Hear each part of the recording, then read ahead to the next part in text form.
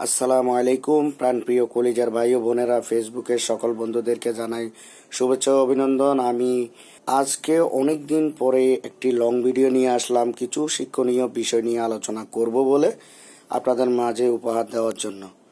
তাহলে আমি একটি কথা বলবো, আমরা অনেকেই বলেছেন যে 2025 সালে আমাদের প্রত্যেকের মনিটাইজেশন সেটআপটা পাওয়া যাবে, কিন্তু কেউ কেউ পাইছে, কেউ কেউ এখনো পায় নাই।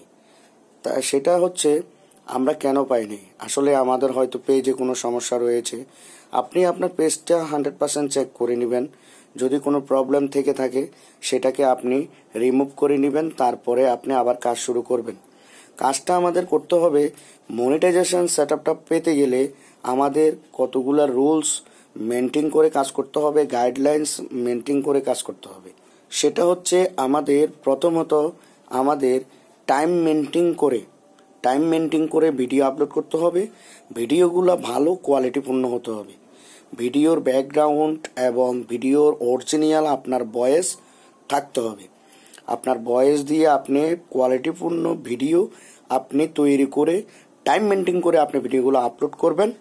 এবং প্রত্যেক সপ্তাহ দুটি হলো লং ভিডিও আপলোড করবেন। লং ভিডিও আপলোড দিলে আপনার মনিটাইজেশন সেটআপটা সহজে পেতে পারেন।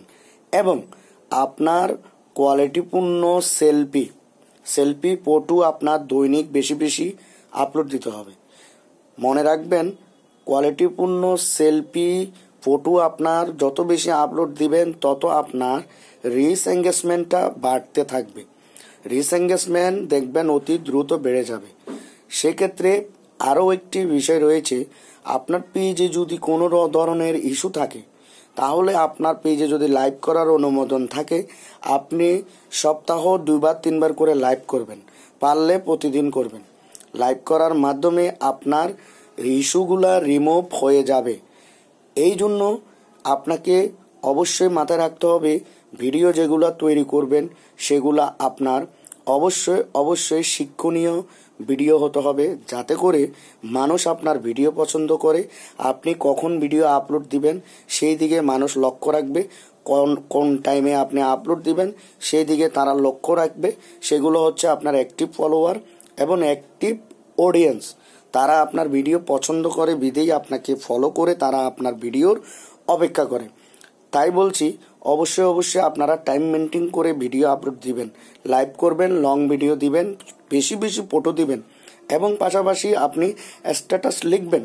যেই স্ট্যাটাসগুলো আপনার ভালো মানের, যেগুলো মানুষের প্রতি আকৃষ্ট হয়, মানুষ আকর্ষণ লাগে, সেই ধরনের স্ট্যাটাস আপনি লিখবেন। লেখালেখি করে আপনি ফেসবুকে আপলোড করে দিবেন। তাতে করে আপনার রিচ এঙ্গেজমেন্ট, আপনার ফেসবুকে অনেক ফলোয়ার, আপনার সব কিছু কাউন্ট হবে এবং ভিউ বেড়ে যাবে।